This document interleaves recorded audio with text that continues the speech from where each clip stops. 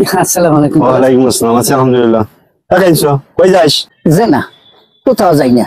তুই কাম কাজ করিস না এখনো চুরি করিস? কি রকমের কথা কাম? চুরি হরা কি মহের কথা? ওই 10 জনের ভিতর ওই চুরি হরিকে সারিয়ে আসা তো সোজা না। ওই গুণীজনে এই লিগে কয় ওই চুরি বিদ্যা বড় বিদ্যা যদি না পরে ধরা।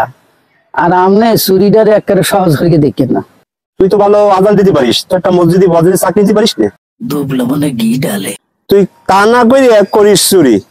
হায়, আমার চুরি দেখে আপনাকে খালি চোখটা ডায়। আর দেশের মধ্যে কত বড় বড় নেতারা বড় বড় অফিসাররা চুরি করে সারকার করে দেখতে লাগছে। হ্যাঁ, আমরা দেখেন না, দেখবেন কাঞ্চ চোরা কোন গাড়ি বেডির একটু বিলাস চুরি হচ্ছে, একটা ছায়া চুরি হচ্ছে, কোন বাড়ির কোন উমাইন দিয়ে মুরগি একটা চুরি হচ্ছে, এই আপনারা দেখেন। আর আপনি কইলেন ওই মসজিদের চাকরি, ও আমার দেবে কেডা? তুই যদি রাজি চাইস তো আমি চাকরি দেবানি, খাওয়া দাওয়া ফ্রি, মাসে বেতনও পাবি। আচ্ছা হইলো, রাজি আছি। দেখেন ওই মাস শেষে জানি বেতন লইয়া ঘুরাঘুরি না হরে। তুই রেডি থাইস, খবর দিলি চলে আসিস।